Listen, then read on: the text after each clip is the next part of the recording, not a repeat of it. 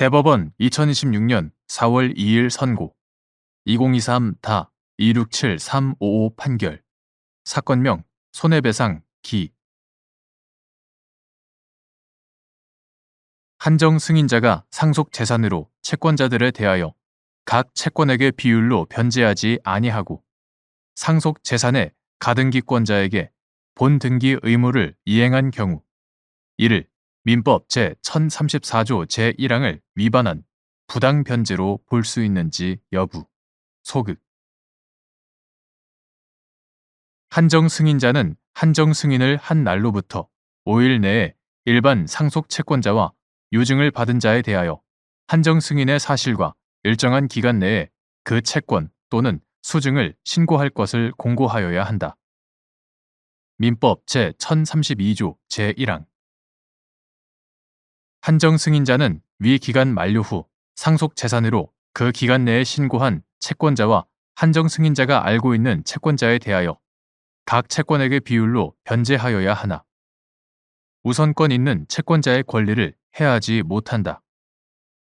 민법 제1034조 제1항. 한정 승인자가 민법 제1034조 제1항을 위반하여 어느 상속 채권자나 유증을 받은 자에게 변제함으로 인하여 다른 상속 채권자나 유증을 받은 자에 대하여 변제할 수 없게 된 때에는 한정 승인자는 그 손해를 배상하여야 한다. 민법 제1038조 제1항 전문. 그런데 소유권 이전 등기 청구권을 가지는 가등기권자는 언제든지 본등기 청구권을 행사하여 소유권을 이전받을 수 있고 나아가 가등기의 기한 순위 보전의 효력까지 인정되므로 한정 승인자가 상속 재산으로 채권자들에 대하여 각 채권액의 비율로 변제하지 아니하고 상속 재산의 가등기권자에게 본등기 의무를 이행하였다고 하더라도 이를 민법 제1034조 제1항 본문을 위반한 부당 변제로 볼 수 없다.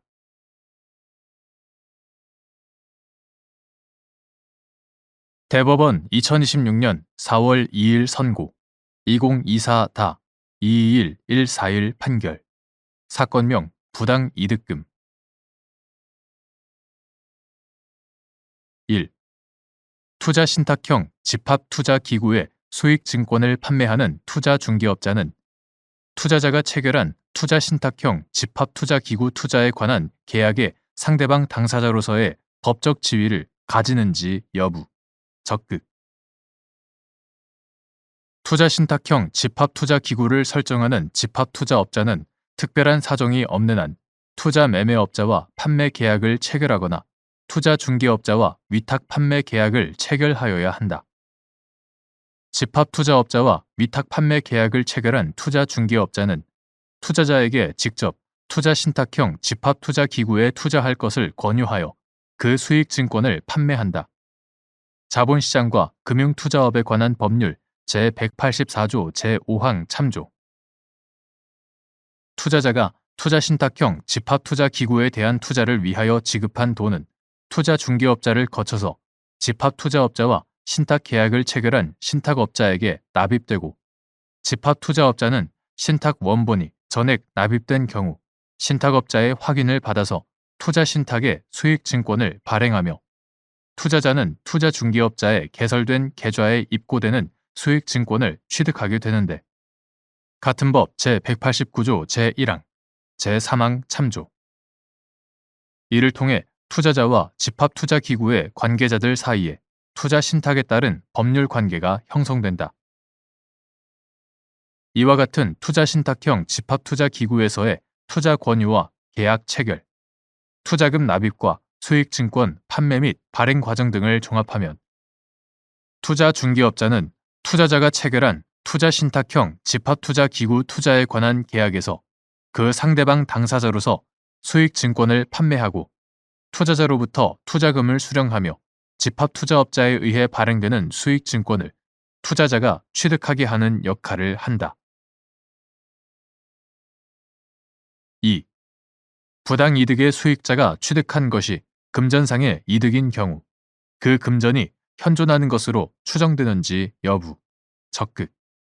및 수익자가 급부자의 지시나 급부자와의 합의에 따라 금전을 사용하거나 지출하는 등의 사정이 있는 경우 위 추정이 번복될 수 있는지 여부. 적극. 투자신탁형 집합투자기구 투자에 관한 계약이 착오 등에 따라 체결된 것이라는 이유로 취소된 경우 투자자로부터 투자금을 수령했던 투자중개업자가 선의의 수익자로서 신탁업자에게 투자금을 지급하여 투자신탁의 신탁원본이 납입되게 하였다면 투자중개업자가 집합투자기구 투자에 관한 계약에 따라 받은 금전상 이익이 현존한다는 추정이 번복되는지 여부. 원칙적 적극. 법률상 원인 없이 타인의 재산 또는 노무로 인하여 이익을 얻고 이로 인하여 타인에게 손해를 가한 경우 선의의 수익자는 받은 이익이 현존하는 한도에서 반환 책임이 있고 민법 제748조 제1항 부당이득 반환 의무자가 악의의 수익자라는 점에 대하여는 이를 주장하는 측에서 증명 책임을 진다. 수익자가 취득한 것이 금전상의 이득인 때에는 그 금전은 이를 취득한 자가 소비하였는지를 불문하고 현존하는 것으로 추정되나 수익자가 급부자의 지시나 급부자와의 합의에 따라 그 금전을 사용하거나 지출하는 등의 사정이 있다면 위 추정은 번복될 수 있다. 투자신탁형 집합투자기구의 수익증권을 판매한 투자중개업자는 투자신탁의 수익자가 되려는 투자자로부터 수령한 투자금을 집합투자업자와 신탁계약을 체결한 신탁업자에게 지급하여 신탁원본이 납입되게 한다. 신탁업자는 집합투자업자의 운용 지시에 따라 투자신탁 재산이 된 투자자의 투자금으로 투자 대상 자산을 취득하고 처분하는 등으로 투자신탁 재산에 대한 관리, 처분권을 행사한다.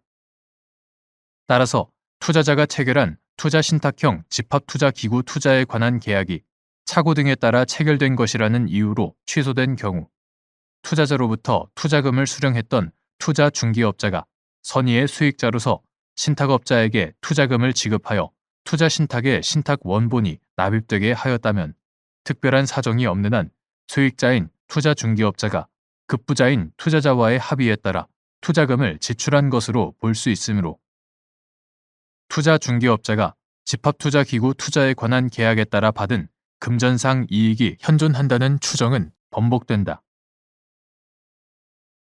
3. 투자신탁의 수익증권을 판매하는 투자중개업자가 집합투자업자로부터 제공받은 투자설명서나 운용제안서 등의 내용이 진실한지를 독립적으로 확인하여 투자자에게 알릴 의무가 있는지 여부, 원칙적 소극 및 투자중개업자가 투자신탁의 설정을 사실상 주도하였다고 볼 만한 특별한 사정이 있는 경우 투자신탁의 수익 구조와 위험 요인을 합리적으로 조사하여 올바른 정보를 투자자에게 제공하여야 할 투자자 보호 의무를 부담하는지 여부, 적극. 투자신탁의 수익증권을 판매하는 투자중개업자는 특별한 사정이 없는 한 집합투자업자로부터 제공받은 투자설명서나 운용제안서 등의 내용을 명확히 이해한 후 이를 투자자가 정확하고 균형 있게 이해할 수 있도록 설명하면 되고 내용이 진실한지를 독립적으로 확인하여 이를 투자자에게 알릴 의무가 있다고 할 수는 없다. 그러나 판매를 담당한 투자중개업자가 투자신탁 재산의 수익 구조나 위험 요인과 관련한 주요 내용을 실질적으로 결정하는 등으로 투자신탁의 설정을 사실상 주도하였다고 볼 만한 특별한 사정이 있는 경우에는 투자중개업자 역시 집합투자업자와 마찬가지로 투자신탁의 수익 구조와 위험 요인을 합리적으로 조사하여 올바른 정보를 투자자에게 제공하여야 할 투자자 보호 의무를 부담한다.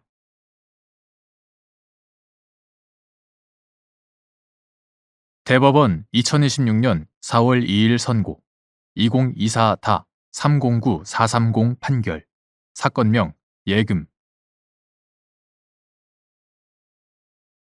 1. 민법 제1065조 내지 제1070조가 유언의 방식을 엄격하게 규정한 취지 및 법정된 요건과 방식에 어긋난 유언의 효력, 무효 민법 제1070조 제1항에서 정한 구수 증서에 의한 유언의 요건 및 다른 방식에 의한 유언이 객관적으로 가능한 경우 구수 증서에 의한 유언이 허용되는지 여부, 소극. 민법 제1065조 내지 제1070조가 유언의 방식을 엄격하게 규정한 것은 유언자의 진위를 명확히 하고 그로 인한 법적 분쟁과 혼란을 예방하기 위한 것이므로 법정된 요건과 방식에 어긋난 유언은 그것이 유언자의 진정한 의사에 합치하더라도 무효이다. 민법 제1070조 제1항의 구수 증서에 의한 유언은 질병, 기타 급박한 사유로 인하여 민법 제1066조 내지 제1069조에서 정한 자필 증서, 녹음, 공정 증서 및 비밀 증서의 방식에 의할 수 없는 경우에 허용되며 유언자가 2인 이상의 증인의 참여로 그 1인에게 유언의 취지를 구수하고 그 구수를 받은 자가 이를 필기 낭독하여 유언자의 증인이 그 정확함을 승인한 후 각자 서명 또는 기명 날인하여야 한다.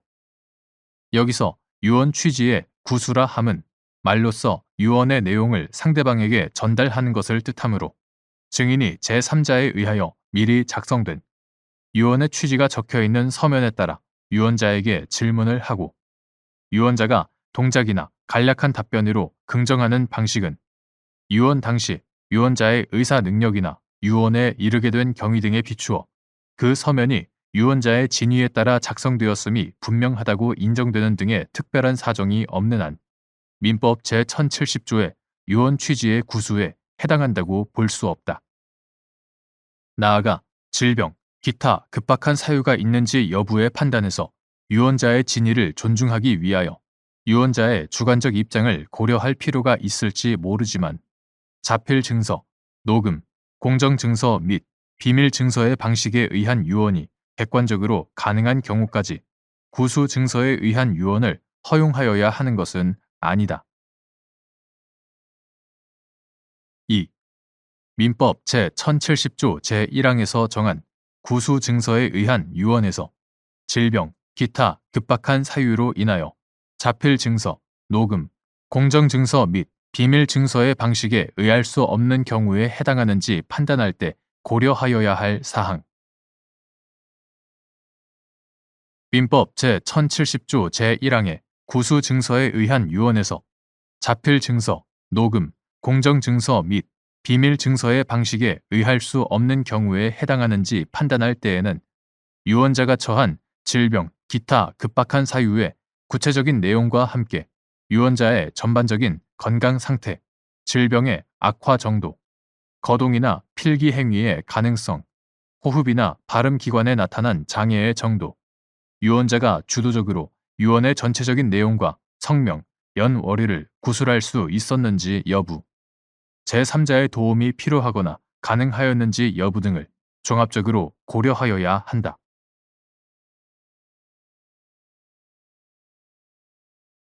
대법원 2026년 4월 2일 선고 2025타 211789 판결 사건명 보험금 1. 보험약관의 해석에서 작성자 불이익의 원칙 보험약관은 신의성실의 원칙에 따라 해당 약관의 목적과 취지를 고려하여 공정하고 합리적으로 해석하되 개개 계약 당사자가 기도한 목적이나 의사를 참작하지 않고 평균적 고객의 이해 가능성을 기준으로 보험단체 전체의 이해관계를 고려하여 객관적, 획일적으로 해석하여야 한다. 위와 같은 해석을 거친 후에도 약관 조항이 객관적으로 다의적으로 해석되고 그 각각의 해석이 합리성이 있는 등 당의 약관의 뜻이 명백하지 아니한 경우에는 고객에게 유리하게 해석하여야 한다. 2.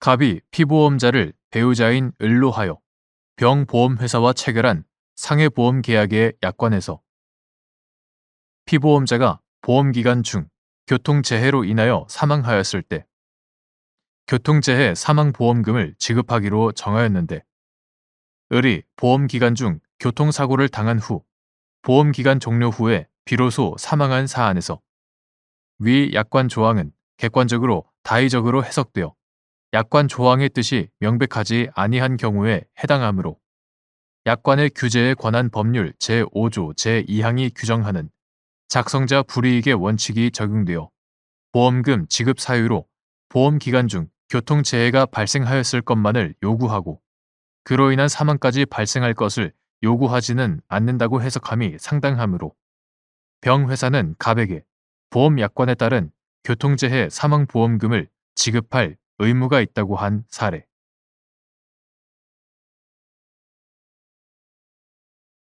대법원 2026년 4월 2일 선고 2025타 214-169 판결 사건명 방해금지 청구 1. 개별 금고가 새마을 금고중앙회의 회장으로부터 임원의 개선 조치를 요구받은 경우 해당 임원은 그날부터 그 조치가 확정되는 날까지 직무가 정지된다고 규정한 구새마을금고법 제79조 제7항, 제74조의 2, 제2항에서 말하는 그 조치가 확정되는 날의 의미. 회장으로부터 조치 요구를 받은 개별 금고가 해당 임원에 대하여 한 제재 처분이 확정되는 날.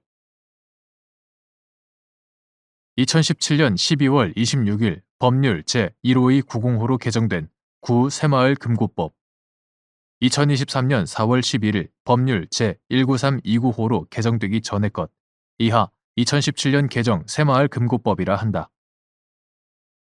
2017년 개정 새마을금고법 제79조 제7항, 제74조의 2, 제2항은 개별 금고가 새마을금고중앙회의 회장, 이하 회장이라 한다.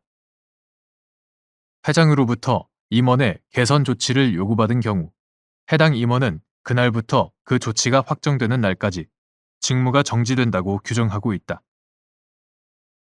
여기서 그 조치가 확정되는 날은 회장으로부터 조치 요구를 받은 개별 금고가 해당 임원에 대하여 한 제재 처분이 확정되는 날을 의미한다고 해석하는 것이 타당하고 이와 달리 회장의 조치 요구대로 개별 금고가 해당 임원에 대하여 한 개선의 제재 처분이 확정되는 날만을 의미한다고 볼 수는 없다.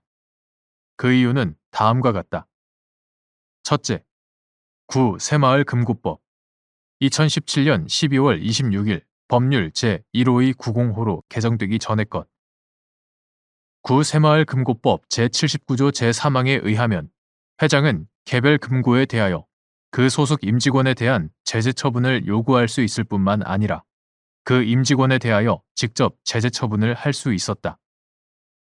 그런데 2017년 개정 새마을금고법 제79조 제7항은 회장이 감독, 검사 결과에 따라 개별 금고에 대하여 조치 또는 조치 요구를 하는 경우에는 제74조의 2 및 제74조의 3, 제1항을 준용한다고 정하면서 회장이 개별 금고 임직원에 대하여 제재 처분을 할 수 있는 근거 규정을 두지 않아 회장은 개별 금고로 하여금 임직원에 대한 제재 처분을 하도록 요구할 수 있을 뿐 그 임직원에 대하여 직접 제재 처분을 할 수 없게 되었다. 이와 같은 새마을금고법의 개정 취지 등에 비추어 보면 2017년 개정 새마을금고법 제79조 제7항에 따라 회장이 개별 금고에 그 소속 임직원에 대한 제재 처분 조치를 요구하는 경우 개별 금고가 그 임직원에 대하여 회장의 조치 요구와 다른 제재 처분을 하더라도 이를 곧바로 무효라고 볼 수는 없다. 둘째, 2017년 개정 새마을금고법은 개별 금고가 회장의 조치 요구와 다른 제재 처분을 함으로써 새마을금고법 또는 이에 따른 명령을 위반하여 건전한 운영을 해칠 수 있다고 인정하는 경우에는 회장이 해당 금고에 대하여 경고 또는 주의, 시정명령, 6개월 이내에 업무 전부 또는 일부 정지 조치를 할 수 있다고 정하고 제79조 제7항, 제74조의 3, 제1항 나아가 회장의 조치 요구를 이행하지 아니한 경우에는 행정청이 해당 금고의 설립 인가를 취소할 수도 있다고 정하여 제74조의 3, 제2항, 제6호 개별 금고가 회장의 조치 요구를 따르지 않음으로써 발생하는 문제점에 대해서는 사후적인 행정 제재를 통한 별도의 통제 장치를 두었다. 셋째, 2023년 4월 11일 법률 제19329호로 개정된 구새마을금고법, 2025년 1월 7일 법률 제20648호로 개정되기 전의 것.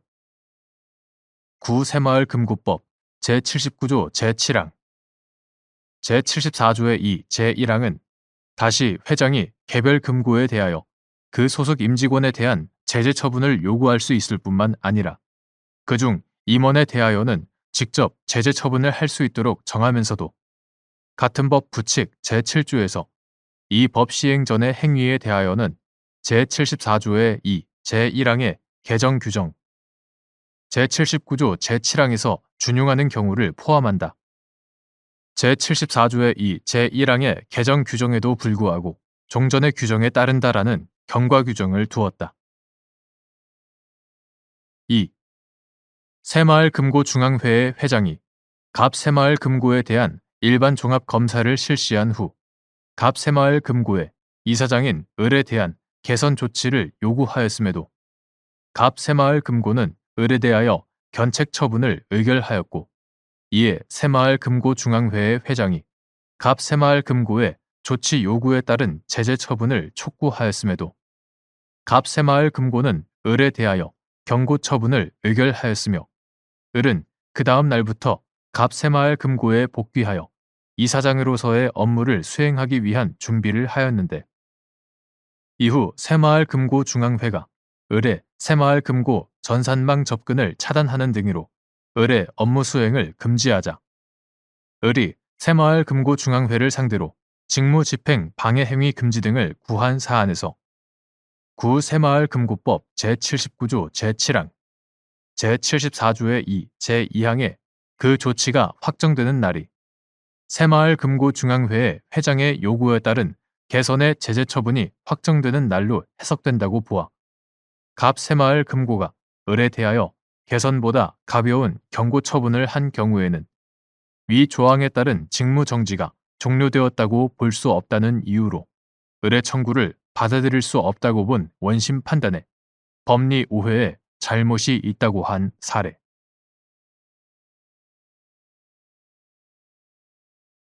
대법원 2026년 4월 2일 선고 2025-21867일 판결.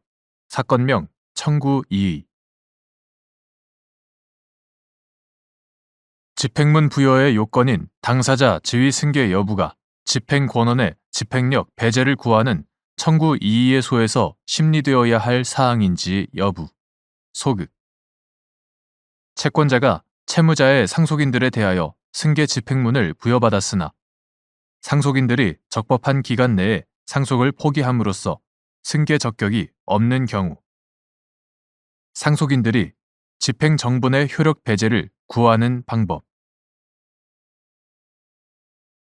집행문 부여의 요건인 당사자 지위 승계 여부는 집행문 부여와 관련된 집행문 부여의 소 또는 집행문 부여에 대한 이의의 소에서 주장, 심리되어야 할 사항이지, 집행권한에 표시되어 있는 청구권에 관하여 생긴 이의를 내세워 그 집행권한이 가지는 집행력의 배제를 구하는 청구 이의의 소에서 심리되어야 할 사항은 아니다.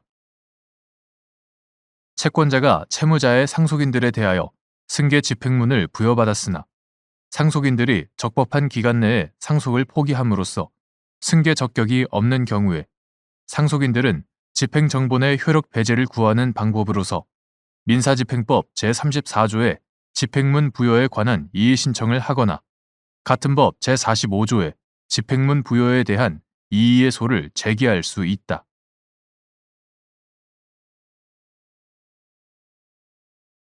대법원 2026년 4월 2일 선고 2025-219495 판결. 사건명 업무 대행자 지위 확인 등.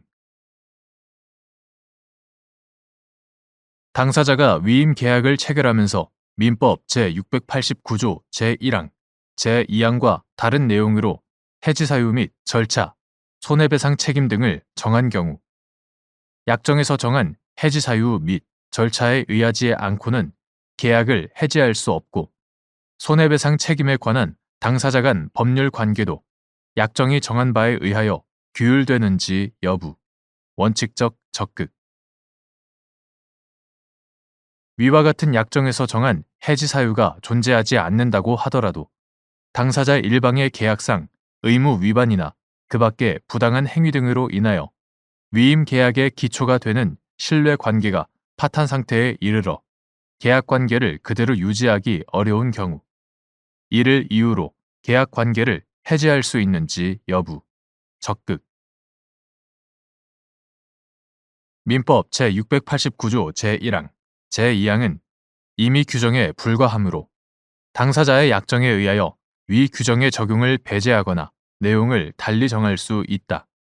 따라서 당사자가 위임 계약을 체결하면서 민법 제689조 제1항, 제2항에 규정된 바와 다른 내용으로 해지 사유 및 절차, 손해배상 책임 등을 정하였다면 민법 제689조 제1항, 제2항이 이러한 약정과는 별개, 독립적으로 적용된다고 볼 만한 특별한 사정이 없는 한 약정에서 정한 해지 사유 및 절차에 의하지 않고는 계약을 해지할 수 없고, 손해배상 책임에 관한 당사자 간 법률 관계도 약정이 정한 바에 의하여 규율된다고 봄이 타당하다.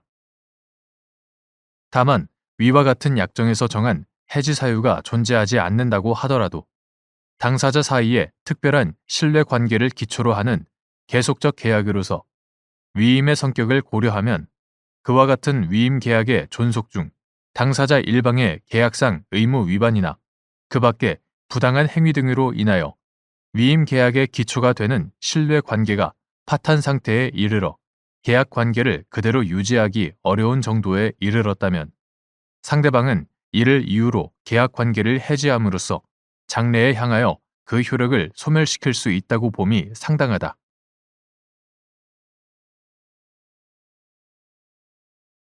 대법원 2026년 4월 2일 선고 2025다 219649 판결. 사건명 부당 이득금.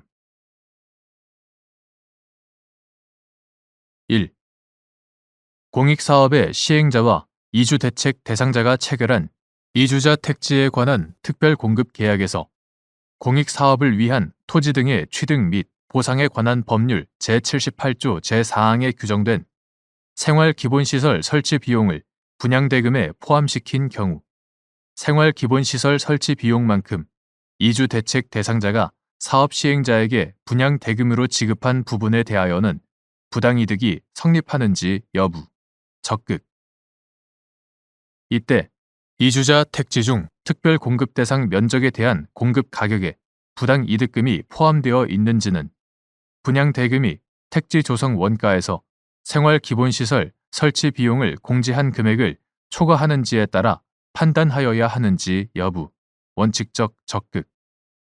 및 이는 사업 시행자가 내부 지침을 근거로 분양대금을 택지 조성 원가가 아닌 감정 가격을 기준으로 산정한 경우에도 마찬가지인지 여부, 적극. 공익사업의 시행자와 이주대책 대상자 사이에 체결된 이주자 택지에 관한 특별공급계약에서 공익사업을 위한 토지 등의 취득 및 보상에 관한 법률, 이하 토지보상법이라고 한다. 토지보상법 제78조 제4항에 규정된 생활기본시설 설치 비용을 분양대금에 포함시킴으로써 이주대책 대상자가 생활기본시설 설치 비용까지 사업 시행자에게 지급하게 되었다면 특별공급계약 중 분양대금에 생활기본시설 설치 비용을 포함시킨 부분은 강행법규인 토지보상법 제78조 제4항에 위배되어 무효이다. 따라서 택지 공급 가격에 포함된 생활기본시설 설치 비용만큼 이주대책 대상자가 사업 시행자에게 분양대금으로 지급한 부분에 대하여는 부당이득이 성립한다. 한편 사업 시행자가 이주대책으로서 특별공급 대상인 면적에 대하여 택지 조성 원가보다 높은 감정 가격을 토대로 택지 공급 가격을 산정하는 것은 공익사업의 시행으로 인하여 생활의 근거를 상실하게 됨에 따라 재산권의 적정한 보호를 위해 이주자 택지 공급을 법제화한 토지보상법의 취지에 비추어 허용될 수 없다. 따라서 이주자 택지 중 특별 공급 대상 면적에 대한 공급 가격에 부당이득금이 포함되어 있는지는 특별한 사정이 없는 한 분양대금이 정당한 분양대금, 즉 택지 조성 원가에서 생활기본시설 설치 비용을 공제한 금액을 초과하는지에 따라 판단하여야 하고, 이는 사업 시행자가 내부 지침을 근거로 분양대금을 택지 조성 원가가 아닌 감정 가격을 기준으로 산정하였더라도 달리 볼 것은 아니다. 2. 공공주택 사업의 시행자인 서울주택도시개발공사가 이주 대책 대상자인 갑과 택지 조성 원가보다 높은 감정 가격을 기준으로 분양 대금을 산정하여 분양 계약을 체결한 사안에서 이주자 택지 중 특별 공급 대상인 265제곱미터 이하 부분은 제곱미터당 택지 조성 원가에서 제곱미터당 생활기본시설 설치 비용을 공제하는 방법으로 제곱미터당 정당한 분양 대금을 산정하고, 이주자 택지 공급 한도인 265제곱미터를 초과하여 공급된 부분은 감정 가격으로 그 대금을 계산하여 정당한 분양 대금에 포함시키는 것이 타당하다고 한 사례.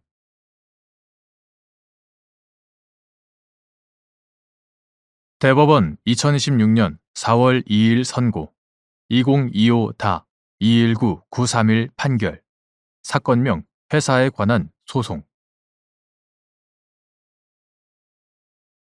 상법 제388조에 따라 주주총회에서 이사의 보수에 관하여 결의하는 경우 주주인 동시에 이사인자가 의결권을 행사할 수 있는지 여부, 원칙적 소극 및 이때 특별 이해관계에 있는 주주가 가진 주식의 의결권 수가 상법 제368조 제1항의 정족수 계산의 기초가 되는 발행 주식의 총수에 산입되는지 여부, 소극. 주주총회의 결의는 상법 또는 정관에 다른 정함이 있는 경우를 제외하고는 출석한 주주의 의결권의 과반수와 발행 주식 총수의 4분의 1 이상의 수로서 하여야 하고, 총회의 결의에 관하여 특별한 이해관계가 있는 자는 의결권을 행사하지 못한다. 상법 제368조 제1항, 제3항. 따라서 상법 제388조에 따라 주주총회에서 이사의 보수에 관하여 결의할 때에 주주 전원이 이사라거나 특별 이해관계에 있는 자를 제외하면 의결권을 행사할 수 있는 주주가 존재하지 않게 되는 등의 특별한 사정이 없는 한 주주인 동시에 이사인 자는 특별한 이해관계에 있는 자로서 총회에서 의결권을 행사할 수 없고, 이때 특별 이해관계에 있는 주주가 가진 주식의 의결권 수는 출석한 주주의 의결권의 수에 산입되지 아니할 뿐 아니라 상법 제371조 제2항 출석한 주주의 의결권의 수에 산입되지 아니할 뿐 아니라 상법 제368조 제1항의 정족수 계산의 기초가 되는 발행 주식의 총수에도 산입되지 아니함이 타당하다.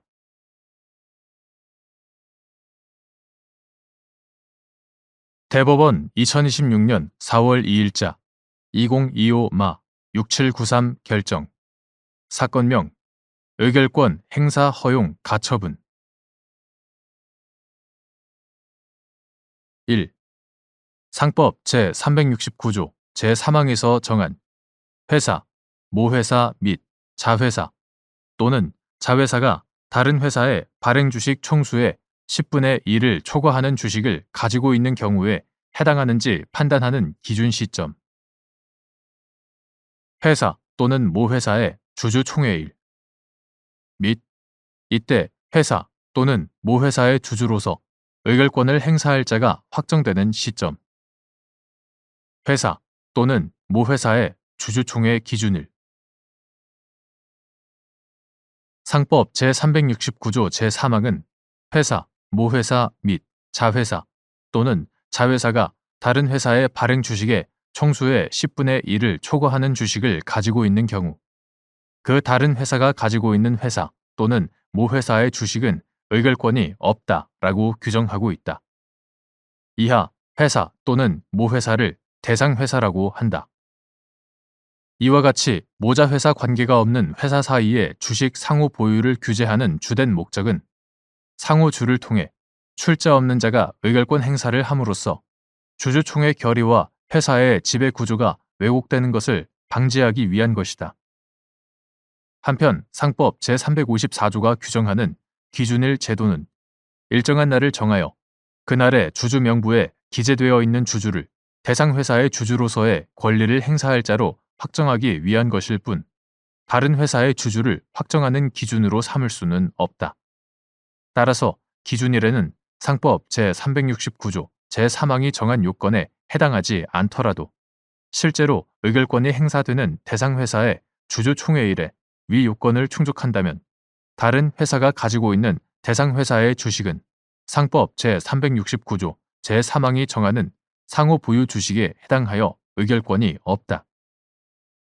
나아가 다른 회사가 가지고 있던 대상 회사의 주식을 기준일이 지난 다음 제3자에게 처분하는 등의 사유로 주주총회일 당시에 더 이상 가지고 있지 않은 경우에도 대상 회사의 주주로서 권리를 행사할 자가 확정되는 시점은 기준일이므로 주주총회일에 회사, 모회사 및 자회사 또는 자회사가 다른 회사의 발행주식 총수의 10분의 1을 초과하는 주식을 가지고 있다면 상법 제369조 제3항에 따라 다른 회사가 기준일에 가지고 있던 대상 회사의 주식은 의결권이 없다. 2. 상법 제369조 제3항에 자회사가 국내 회사에 한정되는지 여부, 소극 및 외국 회사가 상법 제369조 제3항에 자회사에 해당하기 위해서는 우리 상법의 주식회사와 동종 또는 가장 유사한 회사일 것을 요하는지 여부, 적극 상법 제369조 제3항에서 규정하는 회사 또는 모회사 이하 대상 회사라고 한다. 대상 회사가 국내법에 따라 설립된 국내 회사라면 대상 회사의 주주총회에서 다른 회사가 가지고 있는 대상 회사의 주식에 관한 의결권이 제한되는지는 국내 회사의 주주총회 결의와 지배 구조 등에 관한 사항으로 회사의 내부 문제일 뿐이고 다른 회사의 주식을 가지고 있는 자회사가 외국 회사이더라도 마찬가지이다. 이 경우 다른 회사가 가지고 있는 상호 보유 주식의 의결권을 제한함으로써 주주총회 결의와 회사 지배구조 왜곡을 방지할 필요는 그대로 존재하므로 상법 제369조 제3항의 자회사가 국내 회사에 한정된다고 볼 수는 없다.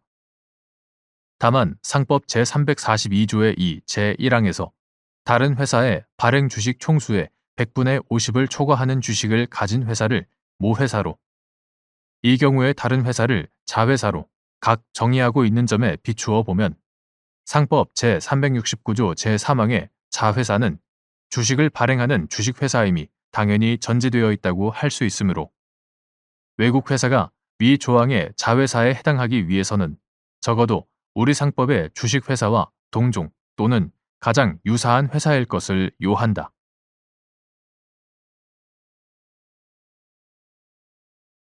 대법원 2026년 4월 2일 선고 2024-43706 판결 사건명 군인 사망 보상금 지급 불가 결정 처분 취소 1. 군인 사망 급여금 규정 제2조에 그 지급 사유가 발생한 날로부터의 의미 군인 사망 급여금 규정 1955년 9월 2일 대통령령 제1086호로 개정되기 전의 것 이하 같다. 군인 사망 급여금 규정 제1조에 따른 군인 사망 급여금은 군인 등이 전사 등으로 사망한 때 지급되는 것으로서 유족은 그러한 지급 사유가 발생한 때 군인 사망 급여금 청구권을 취득한다.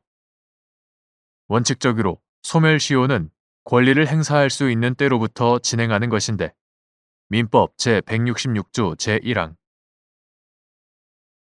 군인 사망 급여금의 지급 사유가 발생했는지가 객관적으로 분명하지 아니하여 유족이 과실 없이 그 지급 사유의 발생을 알 수 없었던 경우에도 군인 사망 급여금 규정 제2조를 문헌 그대로만 해석하여 지급 사유가 발생한 날부터 소멸시효가 진행한다고 보는 것은 정의와 형평에 맞지 않을 뿐만 아니라 헌법상 재산권 보장이나 평등의 원칙, 소멸시효 제도의 존재 이유에도 부합한다고 할 수 없다. 따라서 군인 사망급여금 규정 제2조의 그 지급 사유가 발생한 날로부터의 의미는 유족이 군인 등의 사망 당시 그 지급 사유 발생 사실을 안 때에는 그때부터 소멸시효가 진행하고 객관적으로 보아 유족이 군인 사망급여금의 지급 사유가 발생한 사실을 확인할 수 없는 사정이 있는 경우에는 유족이 그 지급 사유의 발생을 알았거나 알 수 있었던 때부터 소멸시효가 진행한다는 의미로 해석해야 한다. 2.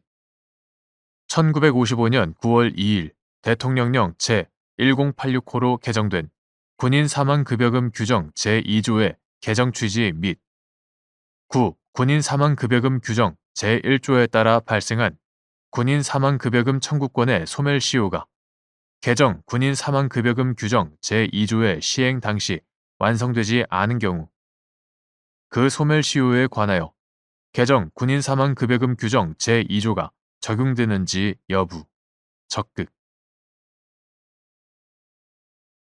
1955년 9월 2일 대통령령 제1086호로 개정된 군인 사망급여금 규정 이하 개정 규정이라 한다.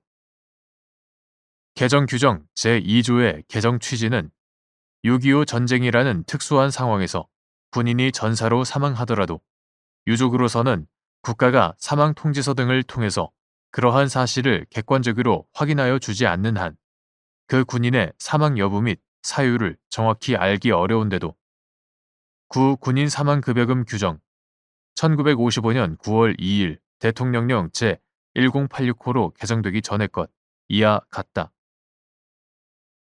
군인 사망급여금 규정 제2조에서 전사 등 군인 사망급여금의 지급 사유가 발생한 날을 일괄적으로 소멸시효의 기산점으로 삼는 것은 그 자체로 부당하거나 불합리한 결과를 피할 수 없기 때문이다.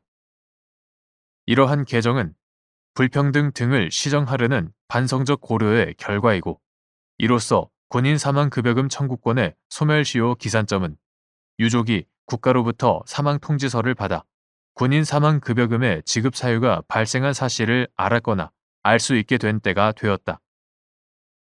나아가 위와 같은 입법 연역 및 취지 등에 비추어 보면 개정 규정이 부칙에서 과거의 사실관계나 법률관계에도 적용되는지 명시하고 있지는 않지만 개정 규정 제2조는 현재 진행 중인 사실관계나 법률관계를 대상으로 하는 부진정 소급 입법에 해당한다고 보아야 한다.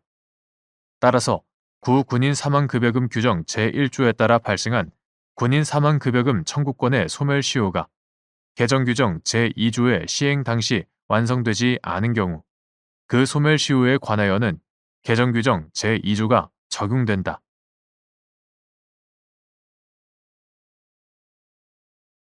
대법원 2026년 4월 2일 선고 2025-2-35330 판결 사건명 인감직권 말소처분 무효 확인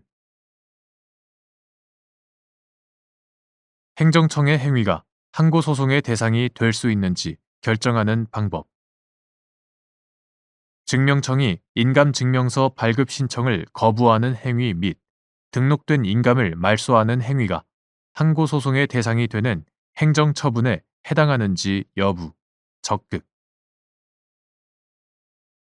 행정청의 어떤 행위가 항고소송의 대상이 될 수 있는지의 문제는 추상적, 일반적으로 결정할 수 없고 구체적인 경우 행정처분은 행정청이 공권력의 주체로서 행하는 구체적 사실에 관한 법 집행으로서 국민의 권리 의무에 직접적으로 영향을 미치는 행위라는 점을 염두에 두고 관련 법령의 내용과 취지, 그 행위의 주체, 내용, 형식, 절차, 그 행위와 상대방 등 이해관계인이 입는 불이익과의 실질적 결련성, 그리고 법치행정의 원리와 당의 행위에 관련한 행정청 및 이해관계인의 태도 등을 참작하여 개별적으로 결정해야 한다. 인감증명은 인감 자체의 동일성을 증명함과 동시에 거래 행위자의 동일성과 거래 행위가 행위자의 의사에 의한 것임을 확인하는 자료로서 일반인의 거래상 매우 중요한 기능을 수행하고 있다. 인감의 등록은 인감 증명 제도를 활용하기 위한 전제 요건으로서 해당 인감 출원자의 실체적 권리 관계에 밀접하게 관련되어 있으므로 증명청이 인감증명서 발급 신청을 거부하는 행위뿐 아니라 등록된 인감을 말소하는 행위도 국민의 권리 관계에 영향을 미치는 것으로서 항고소송의 대상이 되는 행정처분에 해당한다.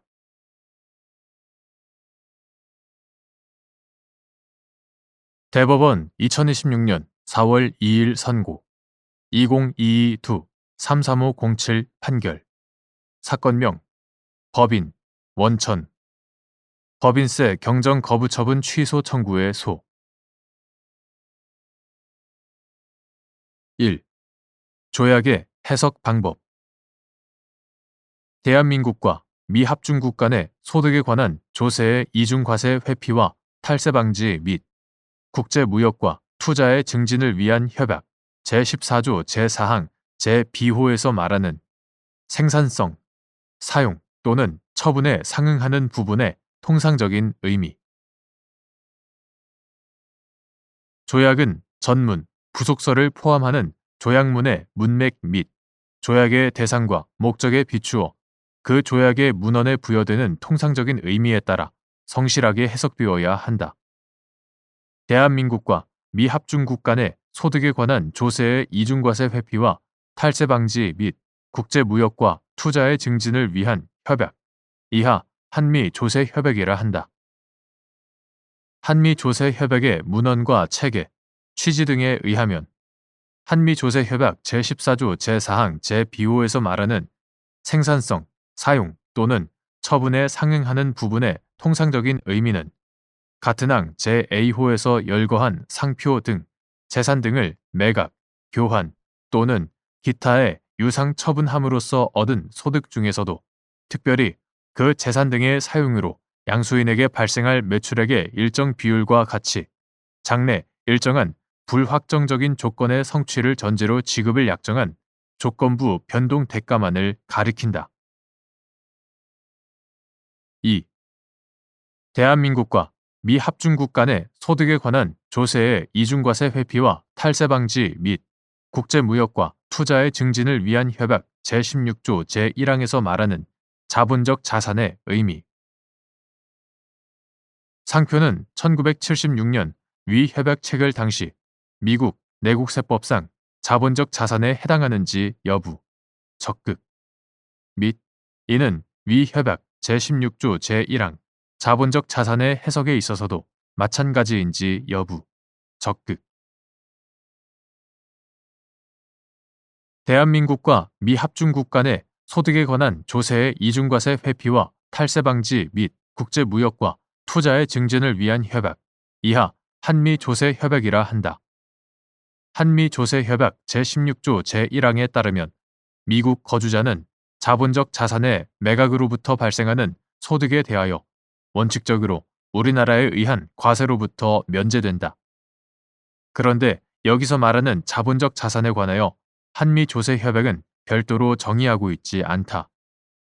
한미 조세 협약 제2조 제2항 전문에 따르면 이처럼 협약에서 정의되지 않은 용어는 달리 문맥에 따르지 아니하는 한 그 조세가 결정되는 우리나라의 법에 따라 해석하여야 하는데 우리나라 법 어디에서도 자본적 자산, 영문본상 캐피털 에셋,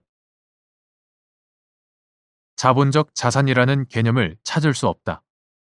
그렇다면 결국 이러한 자본적 자산의 의미는 한미 조세 협약의 문맥, 콘텍스트, 문맥에 따라 파악하는 수밖에 없다. 한미 조세 협약의 문맥은 기본적으로 조약 체결 당시 쌍방 체약국이 인식한 바와 그 의도에 따라 결정되어야 할 것인데 이를 파악하기 위해서는 경우에 따라 조약 체결 당시 체약 상대국 법률의 내용을 살펴야 할 필요도 있다.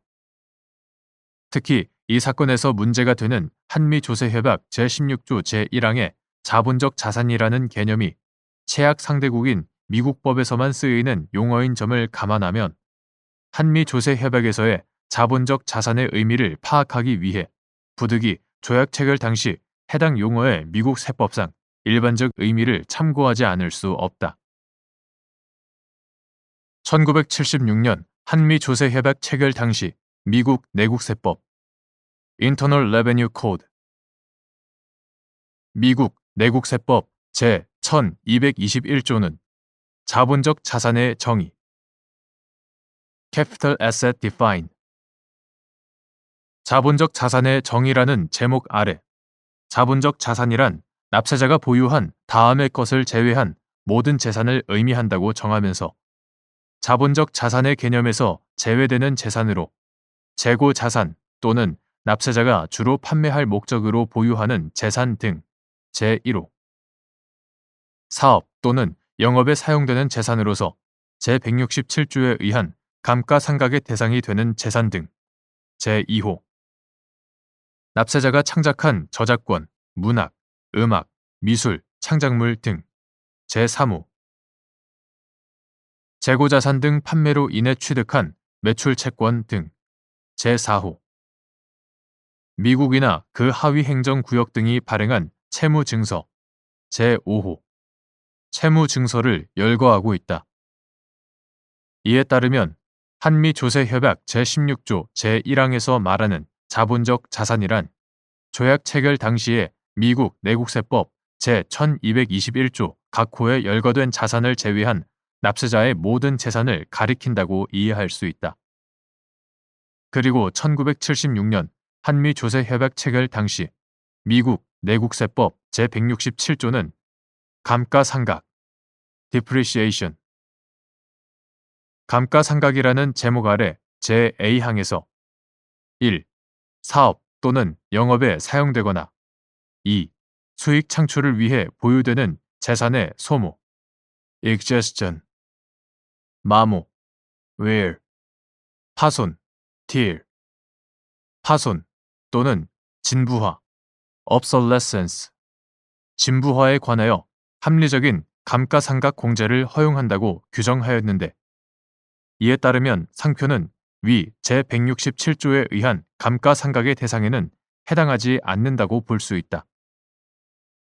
1993년 신설된 미국 내국세법 제197조는 그때까지 제167조에 의한 감가상각 대상에서 제외되어 온 영업권, goodwill, 영업권이나 상표, trademark, 영업권이나 상표 등을 상각, amortization,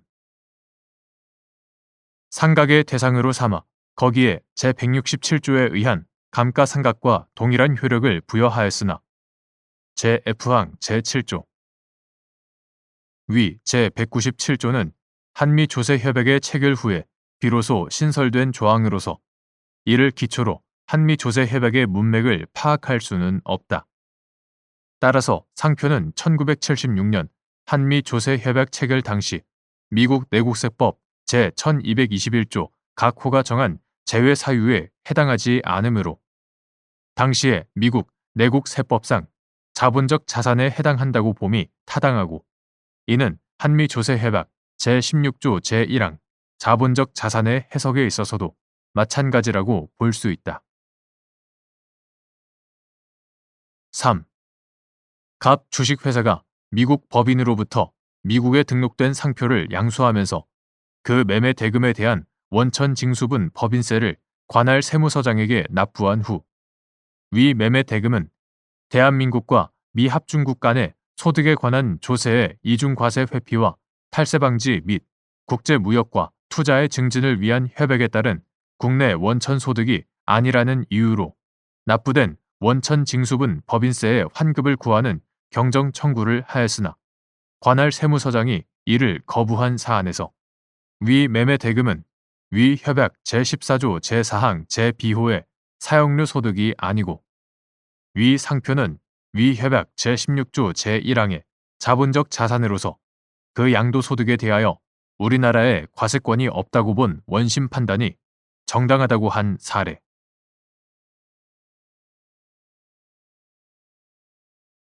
대법원 2026년 4월 2일 선고 2025-2-354-99 판결 사건명 증여세 부과처분 취소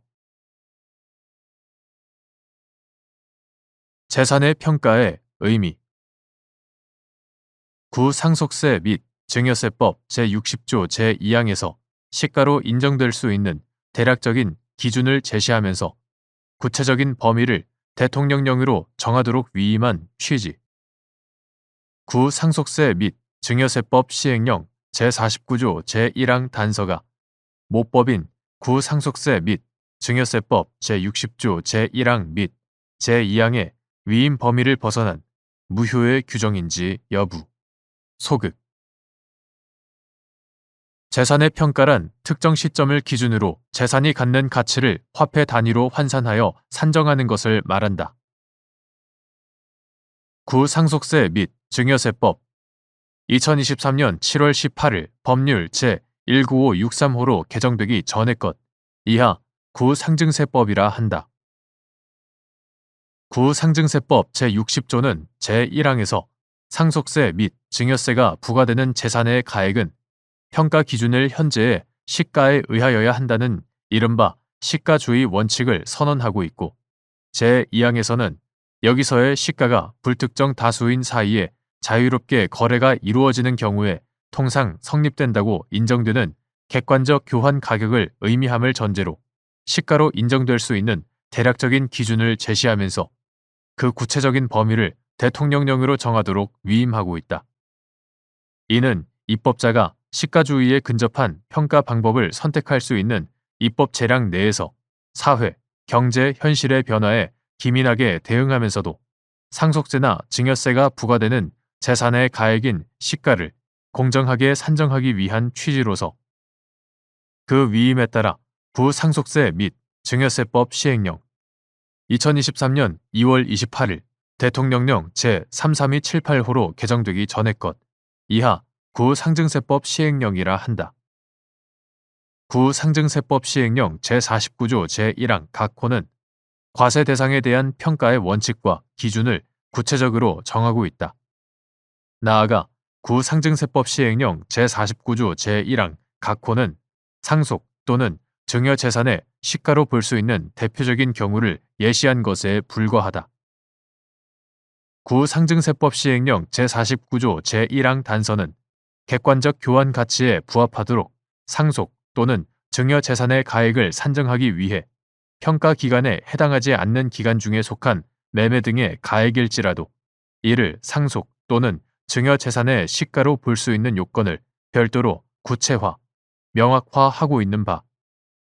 이 역시 모법인 구상증세법 제60조 제1항 및 제2항의 위임 범위를 벗어난 무효의 규정이라고 볼 수 없다.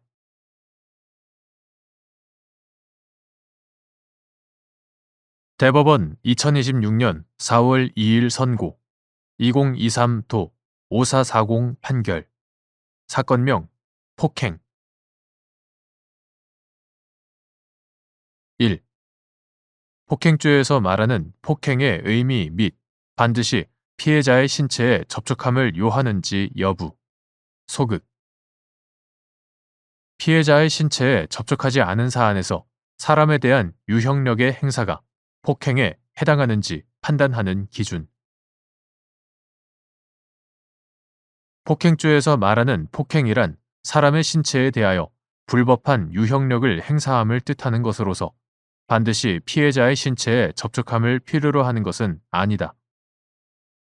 다만 형법상 폭행죄는 사람의 신체에 대한 완전성을 보호하기 위한 것이지 사람의 심리적 불안감까지 보호하기 위한 것은 아니므로 피해자의 신체에 접촉하지 않은 사안에서 사람에 대한 유형력의 행사가 폭행에 해당하는지를 판단할 때에는 폭행죄의 보호법익이 신체의 완전성이라는 점을 충분히 고려하면서 해당 행위의 신체 지향성 유무와 정도, 그로 인한 피해자의 신체에 대한 위법성의 정도 및 직접성, 행위자와 피해자의 공간적 근접성, 행위의 직접적인 목적과 의도, 행위의 태양과 종류, 수단과 방법, 행위 당시의 정황, 피해자의 신체에 가하는 고통의 유무와 정도 등을 아울러 참작하여 신중하게 판단하여야 한다. 2. 피고인과 갑은 아파트 입주자 대표회의의 회장과 감사 사이인데 피고인이 입주자 대표회의 회의실에서 회의록 작성과 관련하여 갑과 시비하던 중 화가 나 양손으로 앞에 놓인 책상을 갑이 서 있던 방향으로 뒤집어 엎어 갑을 폭행하였다는 내용으로 기소된 사안에서 피고인이 한 행위의 부수적인 결과로 갑에게 책상 파편 일부가 튀었다는 사정을 비롯하여 검사가 제출한 증거들에서 알 수 있는 사정들만으로는 피고인이 갑을 폭행하였다거나 피고인에게 폭행의 고의가 있었던 것으로 단정할 수 없다는 이유로 이와 달리 보아 피고인에게 유죄를 인정한 원심 판단에 법리 오해에 잘못이 있다고 한 사례.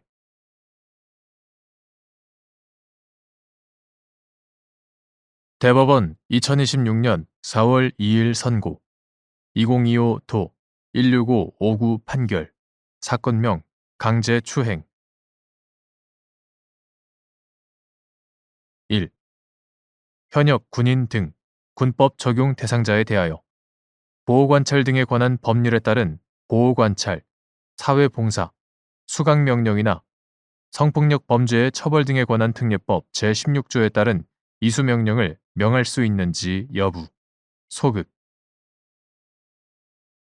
형사 판결 선고 시 군법 적용 대상자의 신분에 있더라도 보호관찰 등이나 이수명령을 병과하는 당해 형사 판결이 확정됨에 따라 법령에 의하여 당연히 그 신분을 상실한 것이 예정되어 있는 경우 법원이 신분 상실의 원인이 되는 형을 선고할 때 보호관찰 등이나 이수명령을 부과할 수 있는지 여부, 적극. 헌법 제12조 제1항은 모든 국민은 신체의 자유를 가진다.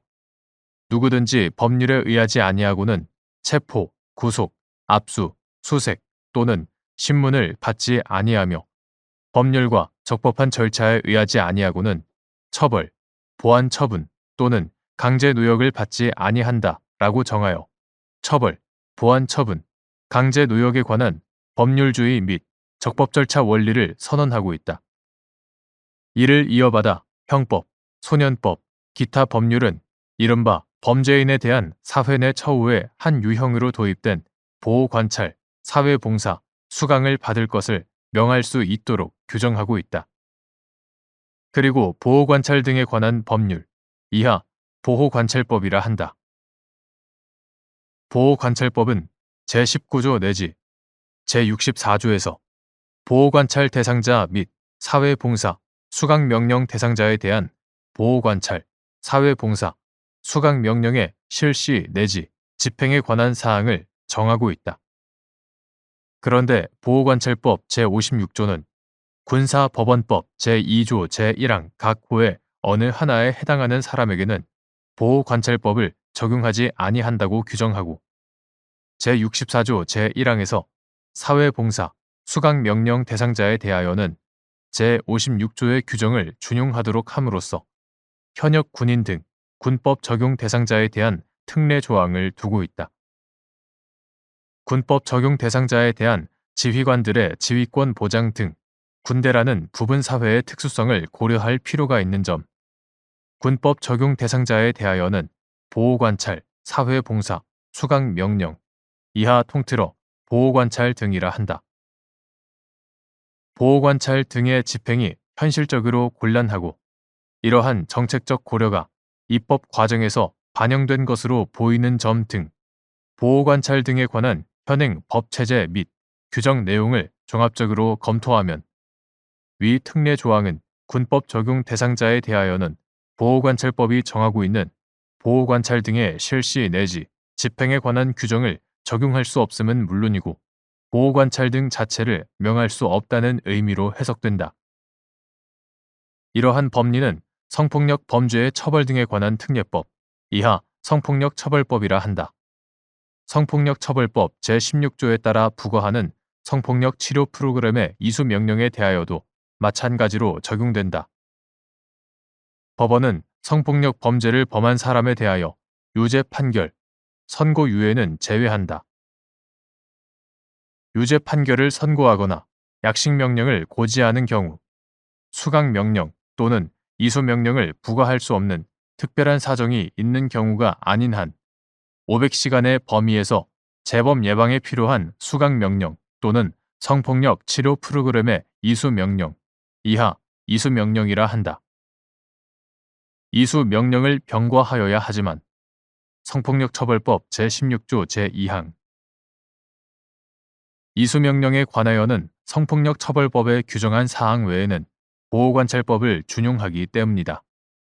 성폭력처벌법 제16조 제9항 따라서 군법 적용 대상자에 대하여는 성폭력처벌법 제16조에 따른 이수명령 자체를 명할 수 없다고 보아야 한다. 다만 보호관찰 등과 이수명령은 판결 확정 이후 실시되거나 집행되고 보호관찰법 제29조 제1항, 제60조 제1항, 성폭력처벌법 제16조 제5항 본문 등 참조. 형사판결 선고 시 군법 적용 대상자의 신분에 있다고 하더라도 보호관찰 등이나 이수명령을 병과하는 당해 형사판결이 확정됨에 따라 법령에 의하여 당연히 그 신분을 상실한 것이 예정되어 있는 경우라면 그 사람에 대한 보호관찰 등이나 이수명령의 실시나 집행은 그 신분 상실 이후에 이루어지게 된다. 위 특례 조항의 입법 취지 등에 비추어 보면 보호관찰 등이나 이수명령을 명할 것인지를 판단할 때 이러한 사람을 군법 적용 대상자에 해당한다고 보아야 하는 것은 아니므로 법원은 신분 상실의 원인이 되는 형을 선고할 때 위 특례 조항과 관계없이 보호관찰 등이나 이수명령을 부과할 수 있다. 2. 현역 군인으로 군법 적용 대상자인 피고인에 대한 강제추행 공소사실에 대하여 원심이 이를 유죄로 판단하여 벌금 800만 원을 선고하면서도 성폭력 범죄의 처벌 등에 관한 특례법 제16조 제9항에 의하여 준용되는 보호관찰 등에 관한 법률 제56조, 제64조 제1항에 따라 피고인에 대하여 이수명령을 부과할 수 없는 특별한 사정이 있다고 보아 이수명령을 병과하지 아니한 사안에서 원심 판결 선고 당시 현역으로 복무 중인 부사관인 피고인에 대하여 벌금 800만 원을 선고한 원심 판결이 확정되는 경우 피고인은 군인사법 제40조 제1항 제4호, 제10조 제2항 제6호의 3등에 의하여 현역 군인 신분을 당연히 상실하게 되므로 원심 판결 선고 시에 피고인이 군법 적용 대상자에 해당한다는 사정은 성폭력 범죄의 처벌 등에 관한 특례법 제16조 제2항 단서에서 정한 이수명령을 부과할 수 없는 특별한 사정에 해당하지 않는다고 한 사례.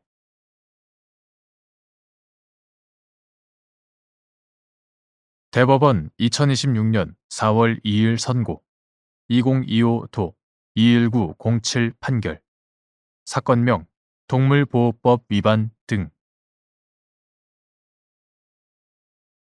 1. 동물의 소유자 등이 사육 또는 훈련의 목적 내지 명분으로 한 행위라도 동물보호법 제10조 제2항 제4호 감옥에서 금지하는 동물학대에 해당할 수 있는지 여부, 적극. 이때 위법성이 조각되기 위한 요건 및 위법성 조각 여부를 판단할 때 고려할 사항. 생명 존중의 정신 아래 사람과 동물의 조화로운 공존을 목적으로 하는 동물보호법의 취지와 동물 보호의 기본 원칙, 이를 위해 국민 및 소유자 등에게 주어진 책무에 비추어 동물의 소유자 등이 사육 또는 훈련의 목적 내지 명분으로 한 행위라도 사람의 생명, 신체에 대한 직접적 위협이나 재산상의 피해를 방지하기 위하여 다른 방법이 있음에도 불구하고 동물에게 고통을 주거나 상해를 입힌 경우는 동물보호법 제10조 제2항 제4호 감옥에서 금지하는 동물 학대에 해당한다. 다만 동물의 소유자 등이 사육 또는 훈련의 과정에서 발생한 사람의 생명, 신체에 대한 직접적 위협이나 재산상의 피해를 방지하기 위하여 결과적으로 동물에게 고통 혹은 상해를 가하는 것 외에 다른 방법을 기대하기 어려운 경우에는 위 동물학대 행위에 해당하지 않는다. 설령 사후적 판단으로 다른 방법의 실시를 기대할 수 있었다고 하더라도 구체적인 사정 하에서 한목적적, 합리적으로 고찰하여 개별적으로 판단하였을 때 사회상규에 위배되지 아니하는 경우에는 위법성이 조각될 수 있다. 위법성이 조각되기 위해서는 첫째, 행위의 동기나 목적의 정당성, 둘째, 행위의 수단이나 방법의 상당성, 셋째, 보호 이익과 침해 이익의 법익 균형성, 넷째, 긴급성, 다섯째, 그 행위 외에 다른 수단이나 방법이 없다는 보충성 등의 요건을 갖추어야 하는데, 긴급성과 보충성은 수단의 상당성을 판단할 때 고려 요소의 하나로 참작하여야 하고, 이를 넘어 독립적인 요건으로 요구할 것은 아니다.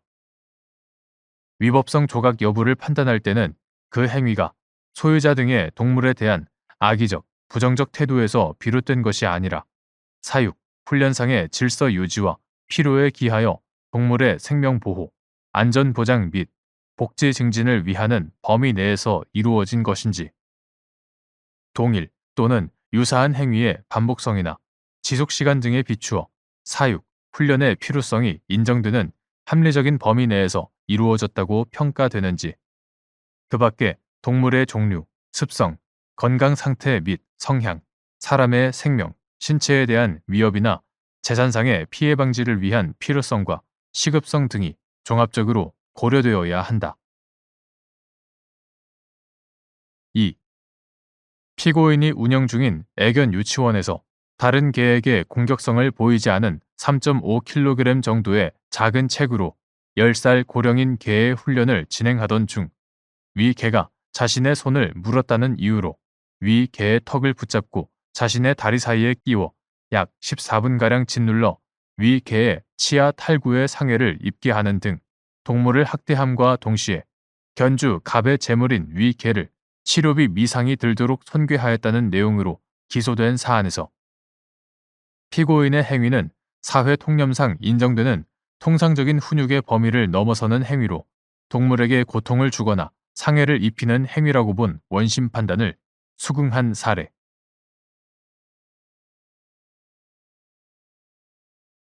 대법원 2026년 4월 3일자 2026모 510 결정. 사건명 항소 기각 결정에 대한 재항고. 1. 항소인이 항소 이유서를 그 제출 기간 내에 제출하지 아니한 경우에도 직권조사 사유가 있는 때에는 항소 법원은 항소 기각 결정을 하여서는 아니 되고, 직권으로 심리하여 법정에 항소 이유가 있다고 인정하는 때에는 원심 판결을 파기하여야 하는지 여부, 적극 및 이때 직권조사 사유의 의미.